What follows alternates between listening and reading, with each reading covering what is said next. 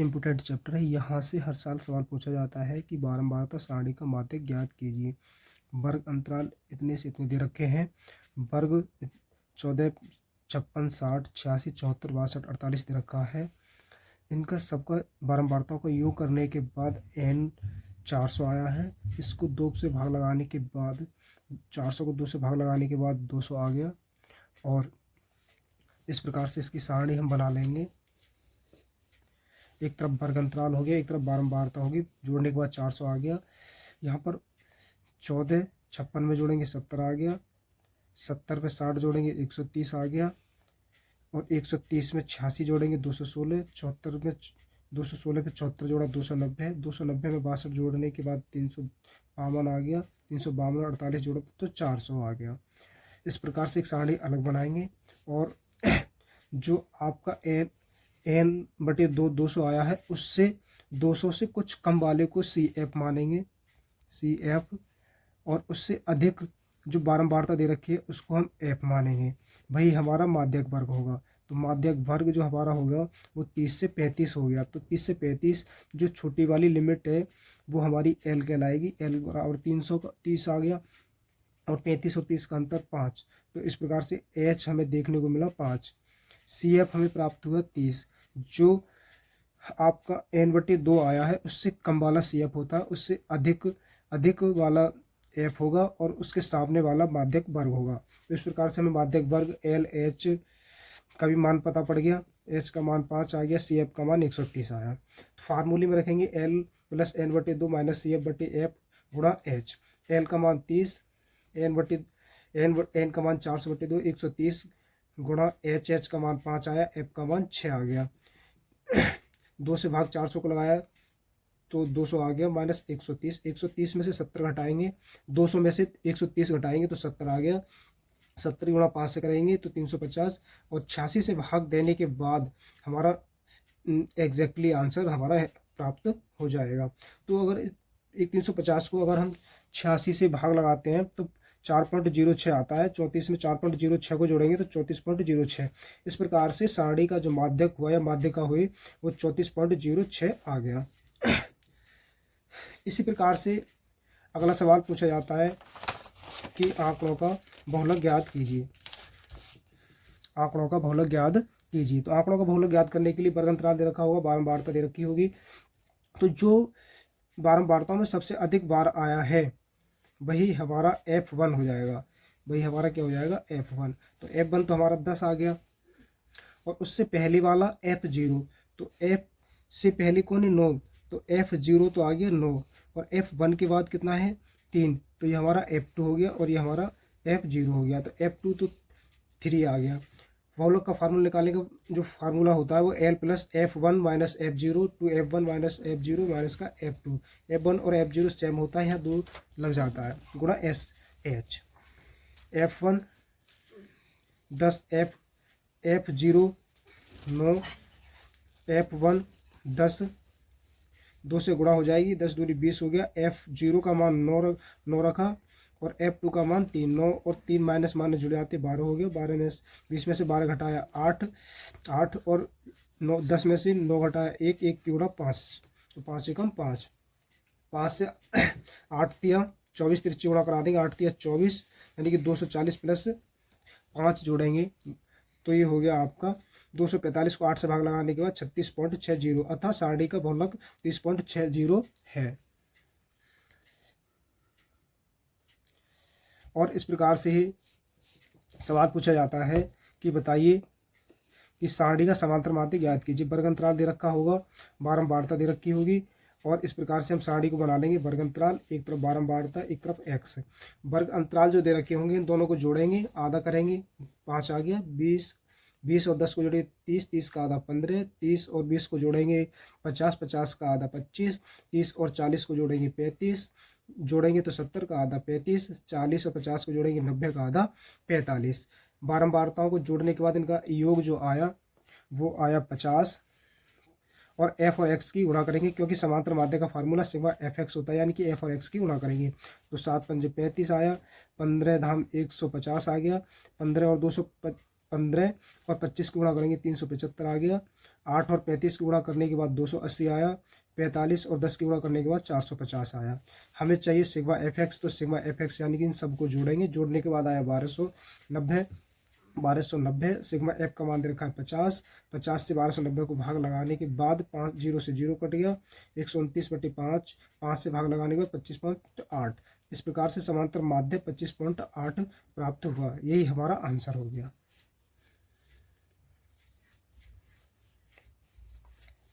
Very most important सवाल जो हर साल एग्जाम में पूछा जाता है।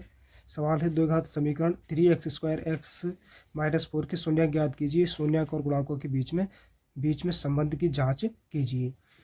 तो 3 और 4 से गुणा कर देंगे तो 4 × 12, 12 के ऐसे टुकड़े जो घटाने के बाद माइनस का 1 आना चाहिए, तो वो 3 और 4 हैं। तो 4x 3x में से 4x घटाएंगे तो माइनस का 1x आएगा। 3x² और 3x में 3x कॉमन लेने पर x + 1 आ गया। यहाँ से 4 और यहाँ भी 4, तो 4 कॉमन, माइनस का 4 कॉमन लिया तो x + 1। तो x + 1 यहाँ भी कॉमन, x + 1 यहाँ भी कॉमन, तो x + 1 कॉमन ले लिया तो 3x - 4 = 0 आ गया। एक बार x + 1 = 0, एक बार 3x - 1 = 0। तो x का इधर पक्षांतर करेंगे, एक का तो माइनस का 1 हो गया, प्लस का माइनस हो जाता है, और 3x का यहाँ पर पक्षांतर करेंगे -4 का, तो माइनस राइट साइड में आकर के प्लस का हो गया। 3 गुणा में है तो भाग में आ गया। इस प्रकार से अल्फा का मान -3 और बीटा का मान 4/3 आ गया। समीकरण 1 की तुलना ax² bx + c से करने पर a का मान 3, b का मान -1, क्योंकि जहाँ कुछ नहीं होता वहाँ 1 होता है, c का मान -4 प्राप्त हुआ। तो मूलों का योगफल l + बीटा बराबर माइनस का b अपॉन होता है, माइनस का फार्मूले का माइनस, ये ध्यान रखना, और b का जो मान है वो माइनस का 1, माइनस से माइनस गुणा कराएंगे तो प्लस बन गया। 3 से माइनस गुणा कराएंगे 3 एकम 3 और 4, 3 में से 4 घटाएंगे 1। इस प्रकार से दोनों LHS RHS बराबर हो गए। मूलों का गुणनफल का फार्मूला c/a, अल्फा का मान -1, बीटा का मान 4/3, c का मान -4, a का मान 3, तो माइनस से माइनस कट गया, LHS = RHS। इस प्रकार से शून्यांक और गुणांकों के बीच में संबंध सत्य है।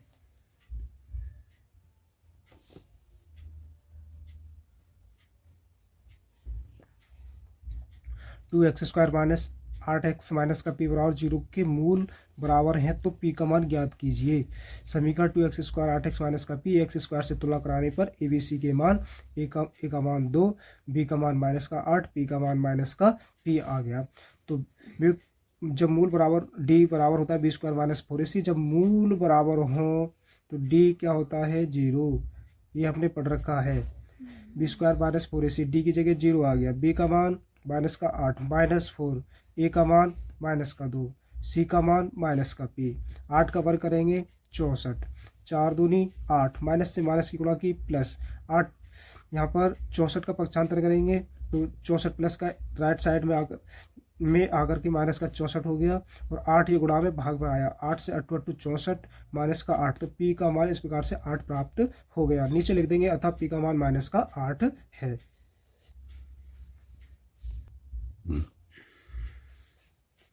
अगला सवाल बहुत मोस्ट इम्पोर्टेंट है, जो हर बार एग्जाम में लगातार पूछा जाता है। इस प्रकार का एग्जाम 2026 में आपको देखने को मिलेगा।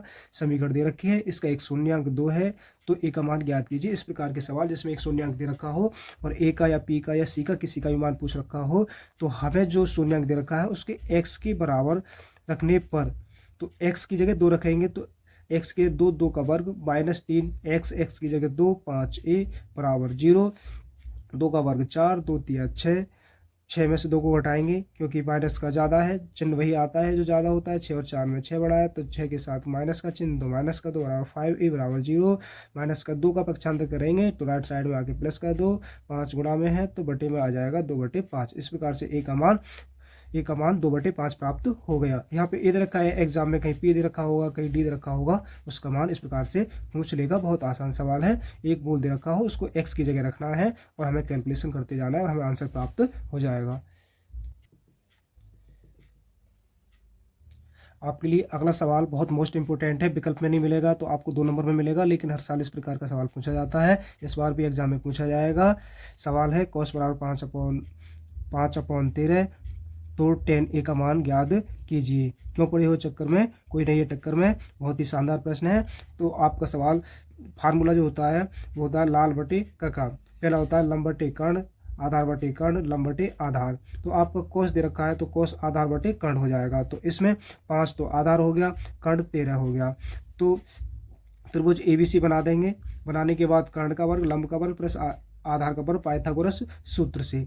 कर्ण आपका दे रखा है 13 और लंब हमें निकालना है। आधार दे रखा है 5, 5 का वर्ग हो गया 25 और कर्ण 13 का वर्ग हो गया 69। 25 में से 13 घटाएंगे 144, स्क्वायर इधर आके स्क्वायर रूट हो गया। 144 का वर्गमूल होता है 12, तो L का मान आ गया 12। tan e का मान पूछा है, tan होता है लंब बटे आधार।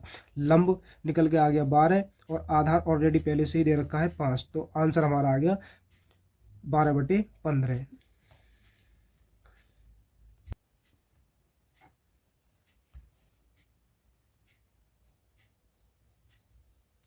अगला सवाल आपको बहुत शानदार प्रश्न है। समीकरण दे रखी है का व्यक्ति कर पूछा है। तो ये x² bx प्लस c से तुलना कराने पर तो a का मान आ गया 1, क्योंकि जहाँ कुछ नहीं होता वहाँ होता है 1। b का मान आ गया -1, c का मान आ गया -1। विभक्ति कर का फार्मूला d बराबर b² माइनस का 4ac। b का मान रखेंगे -1, 4 फार्मूले में दे रखा है। a का मान रख दिया 1, c का मान रखा हमने -1। 1 का वर्ग करेंगे तो 1, माइनस से माइनस की गुणा की तो प्लस, और 4 एकम 4 आ गया। 4 और 1 5, इस प्रकार से d का मान आ गया 5। ये भी सवाल हर प्रकार से हर बार पूछा जाता है कि विभक्ति कर ज्ञात कीजिए या विभक्ति कर क्या होगा। अगला सवाल है कि एक पासे को एक बार उछाला जाता है तो प्रायिकता ज्ञात कीजिए कि एक सम संख्या की प्रायिकता क्या होगी। जब एक पासे को उछालने पर आने वाले अंक एक, क्योंकि एक पासे में 1 से लेकर 6 तक अंक होते हैं।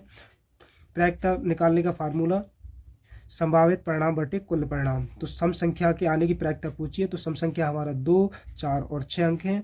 तो 2, 4, 6 3 बार आया, 3 1 2 3, तो 3 कुल परिणाम कितने दे रखे हैं 6, तो 3/6, 3 एकम 3, 3 दूनी 6। इस प्रकार से सम संख्या आने की प्रायिकता 1/2 है। अगर पूछे कि 2 और 6 के बीच में, 2 और 6 के बीच में आने वाले अंक, क्योंकि 1 को छोड़ दिया जाएगा, इधर से 6 को छोड़ दिया जाएगा क्योंकि उनके बीच में पूछा है। तो 1 2 3 4, तो कुल परिणाम हो गए, संभावित परिणाम हो गए 4 और कुल परिणाम दे रखे हैं 6। इसको 2 से काट लेंगे 2/3। इस प्रकार से 2 और 6 के बीच में आने वाली संख्याओं की प्रायिकता 2/3 है। अगला सवाल बहुत शानदार है। हर प्रकार से हर बार ये सवाल पूछा जाता है कि 3 घनों जिनमें प्रत्येक का आयतन 125 सेंटीमीटर क्यूब है के संलग्न फलों को मिलाकर के एक ठोस बनाया जाता है। इससे प्राप्त घनाभ का पृष्ठीय क्षेत्रफल ज्ञात कीजिए। तो एक घन का आयतन दे रखा है 125 सेंटीमीटर क्यूब। माना घन की भुजा हमने a मान ली, घन का आयतन 1/3 और घन का आयतन दे रखा है 125 बराबर 1/3 चल रहा है। क्यूब इधर जाके क्यूब रूट बन जाता है, क्यूब रूट, और 125 क्यूब रूट का मान होता है 5। इस प्रकार से a का मान आ गया 5 सेंटीमीटर, यानी कि घन की भुजा हमें निकल के आ गई 5 सेंटीमीटर। 1 2 3 घनों को जोड़ा गया है, तो एक घन की भुजा 5 है तो 3 घनों को जोड़ा गया तो उनकी लंबाई हो गई 5 5 5 15। इस प्रकार से इसकी जो लंबाई हो गई 15 हो गई। ऊंचाई और चौड़ाई समान रहती है कितने भी घनों को मिलाया जाए तो घनाभ का पृष्ठीय क्षेत्रफल, जब घनों को जोड़ेंगे तो घनाभ बन गया, तो घनाभ का पृष्ठीय क्षेत्रफल 2LB BH plus HL। L का मान 15, BL BH सारे के सारे मान रखने के बाद इन सब के हमने गुणा की, गुणा करने के बाद हमने इनको जोड़ा, जोड़ने के बाद 175 आया, 175 की 2 से गुणा की तो 350, और पृष्ठीय क्षेत्रफल जो होता है सेंटीमीटर स्क्वायर होता है। इस प्रकार से घनाभ का पृष्ठीय क्षेत्रफल 350 सेंटीमीटर स्क्वायर प्राप्त हुआ।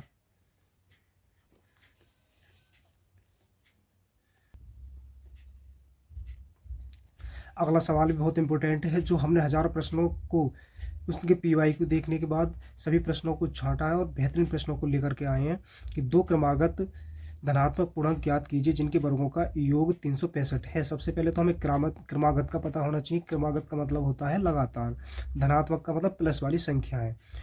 पूर्णांक ज्ञात कीजिए जिनके वर्गों का योग, अगर उन दोनों संख्याओं का वर्ग कर दिया जाए तो 365 प्राप्त होना चाहिए। तो माना एक संख्या x है, क्रमागत बोला है तो +1 करेंगे, तो पहली संख्या x, दूसरी संख्या x+1। अब प्रश्नानुसार वो रखा है कि दोनों का योग, दोनों जिनके वर्गों का योग यानी कि वर्ग करें, पहली संख्या का x का वर्ग, दूसरी संख्या x+1 का वर्ग करें और उनको जोड़ें का योग करें तो 365 हो।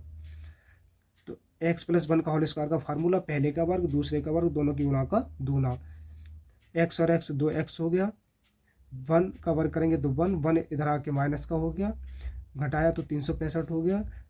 क्योंकि दो हर बार यहाँ पे कॉमन है, यहाँ भी दो कॉमन लेने पर x² x और 182 प्राप्त हुआ और 182 का हमने पक्षांतर किया तो माइनस का 182 बराबर 0। 182 के टुकड़े हमने किए 14 गुणा 13 और 14 में से 13 घटाया तो प्लस का 1 प्राप्त हो रहा है। तो इस प्रकार से हमने यहाँ से x कॉमन ले लिया, यहाँ पर 13 कॉमन लिया, 13 में 182 कॉमन लेंगे तो 14 बचेगा, यहाँ से x+1, यहाँ से x+1 कॉमन लिया तो यहाँ से x बचा, यहाँ से माइनस का 13 बचा, एक बार x माइनस का 13 बराबर 0 तो x बराबर आ गया 13। अतः संख्या एक अगर x की जगह 1 रख देंगे तो दूसरी संख्या 14, अतः संख्या 13 और 14 है। इस प्रकार का सवाल हर बार एग्जाम में पूछा जाता है, बहुत बेहतरीन सवाल है। अगला सवाल है, अगर क्रमागत सम संख्या आ जाए, अगर दो क्रमागत विषम संख्या आए या सम संख्या आए तो पहली संख्या को x मानना है, दूसरी संख्या को x+2 मानना है। सम संख्या हो तो x और x+2। इस प्रकार से हम सवालों को कर सकते हैं। और जैसे सवाल में बोल रखा है कि जिनके वर्गों का योग बिल्कुल सेम सवाल है, कर सकते हैं। ऐसी दो संख्या ज्ञात कीजिए जिनका योग 27 है और गुणनफल 182 है। अगर दो संख्याएं अलग अलग दे रखी हैं तो पहली संख्या को x मानना है, दूसरी संख्या को y मानना है। प्रश्न अनुसार बोल रखा है कि जिनका योग 27 है, संख्याओं का योग 27 है, यानी x+y का योग 27 है। द्वितीय शर्त में बोल रखा है x+y यानी दोनों का गुणनफल 182 दे रखा है। तो x अगर y का पक्षांतर करेंगे गुणा में तो भाग में आ जाएगा, x का मान समीकरण 1 में रखने पर, समीकरण 1 में रखेंगे तो x का मान 182/y रख देंगे, x की जगह रखा 182/y/2, y से y की गुणा की तो y² बराबर 27, y² प्लस 182 y में इधर आके गुणा में हो गया और इसका 27 का प्लस का y, 27y प्लस का तो माइनस का y हो गया, पक्षांतर किया और 182 के हमने टुकड़े किए तो 182 गुणा 13 गुणा 14 और घटाने पर माइनस माइनस की दोनों संख्याएं लेते हैं तो 27y आ गया। यहाँ से हमने y कॉमन ले लिया, यहाँ से 14 कॉमन लिया तो y माइनस का 13 बराबर 0, y का मान आ गया 13। एक संख्या हमारी 13 आ गई, दूसरी संख्या 14 आ गई, क्योंकि दोनों ही संख्या, एक संख्या x है और दूसरी संख्या y है।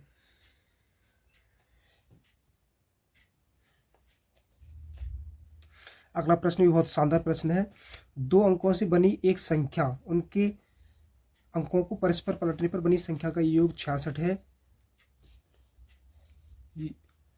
पर पलटने पर बनी संख्या का योग 66 है।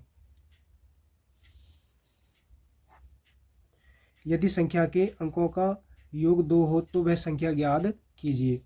माना इकाई का अंक x, दहाई का अंक y। जब हम दो अंकों की संख्या बनाएंगे, क्योंकि उसमें दहाई का अंक होता है, दहाई का अंक है y प्लस का x, पलटने पर x की जगह y की जगह x आ जाएगा। प्रथम शर्त में वो रखा है संख्या और पलटने पर बनी संख्या का योग करें, तो संख्या जो हमारी 10y प्लस का x है, पलटने पर बनी संख्या आपकी ये है और उन दोनों का योग करें तो कितना आ रहा है, योग आ रहा है 66। तो जोड़ेंगे x में 10x जोड़ेंगे तो 11x आ गया, 10y में 1y जोड़ेंगे तो 11y आ गया। 11 हमने कॉमन लिया तो 11 कॉमन लेने के बाद x प्लस का y बराबर 66 और x प्लस y ये गुणा में है 11 तो बटे में चला जाएगा, 11 × 66, x प्लस y बराबर आ गया 6। द्वितीय शर्त पे बोल रखा है कि संख्या के अंकों का अंतर 2 हो, यानी कि x माइनस y बराबर 2। समीकरण 1 व 2 से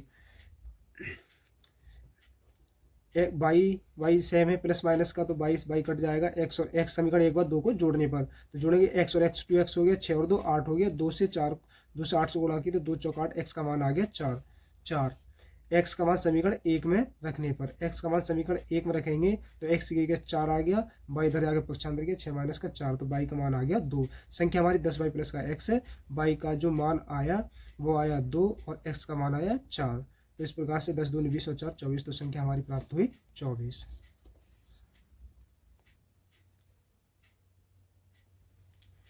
अगला जो सवाल है वो काफ़ी इंपॉर्टेंट है। इस प्रकार का सवाल हर साल पूछा जाता है, पिछले साल भी पूछा गया था, अगली बार भी पूछा जाएगा, 2026 में भी पूछा जाएगा।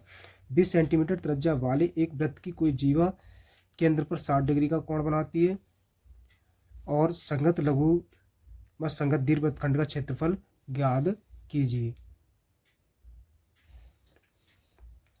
आर बराबर दे रखा है 20, थीटा बराबर दे रखा है 60। लघु वृत्तखंड का क्षेत्रफल पूछा है, संगत दीर्घ वृत्तखंड का क्षेत्रफल पूछा है। संगत लघु वृत्तखंड का क्षेत्रफल का formula theta pi r square बटे 360 minus r square sine theta बटे 2। वेरी मोस्ट इंपॉर्टेंट है, हर साल एग्जाम में पूछा जाता है। थीटा का मान 60 रखा, पाई का मान 3.14 रखेंगे क्योंकि आर का मान 20 दे रखा है, 22/7 नहीं रख सकते, 20 गुणा 20 रख सकते हैं फिर भी आ जाएगा, लेकिन कठिन पड़ जाएगा। आर का मान 20 स्क्वायर दे रखा है, 20 गुणा 20 साइन थीटा का मान 60, साइन 60 का मान √3/2 होता है, √3/2 रख दिया। 2 से हमने 20 को काटा तो 10 गुणा 20 आ गया, और यहाँ से हमने 60 से 0 से 0 और 6 छंग 36, 6 बटे में आ गया, तो 2 एकम 2, 10 कट 20 कट गया और बटे 2 तिया 6। इस प्रकार से हमारा जो सवाल 20 से 10 को गुणा की तो 2 से आ गया, 20 से 10 की गुणा की तो 200 आया, और √3 का मान 1.73 होता है, बटे 2 चल रहा है आपका। तिरछी गुणा की, 2 से तिरछी गुणा और 3 से इसमें तिरछी गुणा की, गुणा करने के बाद हमारा 2 तिया 6 और 128 को अगर हमने 2 से गुणा की तो 1256, और यहाँ पर 340 को 3 से गुणा की तो 1038। घटाने के बाद इनको 218 आया, 6 से भाग देने के बाद 36.33 सेंटीमीटर स्क्वायर। तो इस प्रकार से लघु वृत्तखंड का क्षेत्रफल का फार्मूला 3.3633 सेंटीमीटर स्क्वायर आ गया। दीर्घ वृत्तखंड का फार्मूला पाई आर स्क्वायर में से घट जाता है, पाई आर स्क्वायर आर का मान रखेंगे और लघु वृत्तखंड के क्षेत्रफल के फार्मूले से इसको घटा देंगे तो दीर्घ वृत्तखंड का फार्मूला भी हमें प्राप्त, मानी क्षेत्रफल भी प्राप्त हो जाएगा।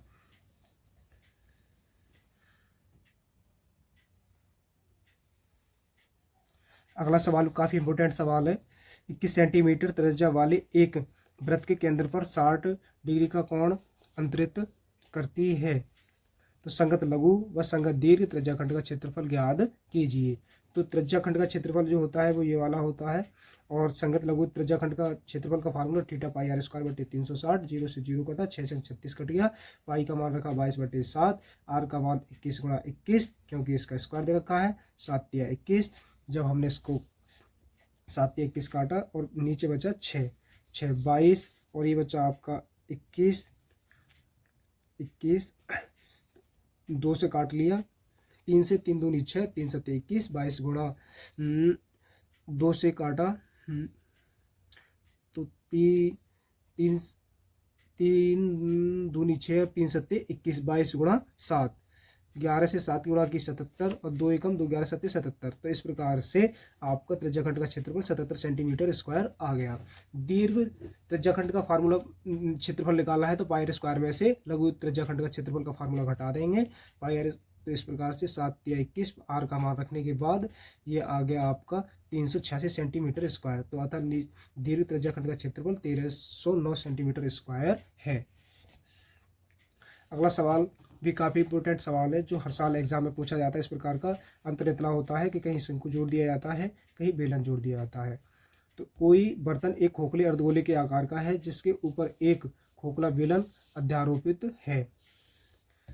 अर्धगोले का व्यास 14 सेंटीमीटर है और पात्र की कुल ऊंचाई यहाँ से यहाँ तक, कुल ऊंचाई जो मिलकर बनी है वो शंकु की ऊंचाई h और बेलन की ऊंचाई r से मिलकर बनी है। तो पूछा है बर्तन का आंतरिक पृष्ठीय क्षेत्रफल व आयतन ज्ञात कीजिए। डी बराबर दे रखा है 14, तो आर का मान डी का आधा होता है, तो 2 7 14, आर का मान आ गया 7। कुल ऊंचाई दे रखी है 13, कुल ऊंचाई जो मिलकर बनी है वो h प्लस का r से मिलकर बनी है, h प्लस r बराबर 13। तो आर इधर पक्षांतर करेंगे तो 6h का मान आ गया आपका 6 सेंटीमीटर। बेलन का आंतरिक पृष्ठीय क्षेत्रफल, यानी कि बेलन का पृष्ठीय क्षेत्रफल उसने पूछा, खोखला बेलन है। तो अर्धगोले का पृष्ठीय क्षेत्रफल 2 पाई आर स्क्वायर, बेलन का पृष्ठीय क्षेत्रफल 2 पाई आर एच। सभी के मान रखने के बाद 7 से 7 कट गया, 22 दूनी 44 गुणा 6, 7 से 7 कटा, 22 दूनी 44 गुणा 7, 44 से 6 की गुणा करेंगे 264, 44 से 7 की गुणा करेंगे 308, जोड़ने के बाद 576 सेंटीमीटर स्क्वायर बर्तन का अंतर्पृष्ठीय क्षेत्रफल आ गया है। बर्तन का कुल आयतन, बर्तन में जोड़ रखा है बेलन, तो बेलन का आयतन पाई आर स्क्वायर एच, और अर्धगोले का 2/3 पाई आर क्यूब। पाई का मान 22/7, आर का मान 7 × 7, एच का मान 6, 2/3, पाई का मान 22/7 और आर का मान दे रखा है 7। सभी के मान रखने के बाद 7 से 7 कटा, 22, 7 और 6 की गुणा कराने के बाद 924, 7 से 7 कट गया, 22 और 2 की गुणा 44, 44 7 308, 3 से भाग दी तो 102.6, सबको जोड़ने के बाद 1226.6 सेंटीमीटर क्यूब, क्योंकि आयतन जो होता है वो घन मात्रक में होता है। इस प्रकार से हमारा जो आंसर आया वो 1026.6 सेंटीमीटर। ये जो अभी तक का कंटेंट तैयार किया, काफ़ी एग्जाम को देखते हुए बहुत रिलेटिव कंटेंट है, बहुत बेहतरीन और शानदार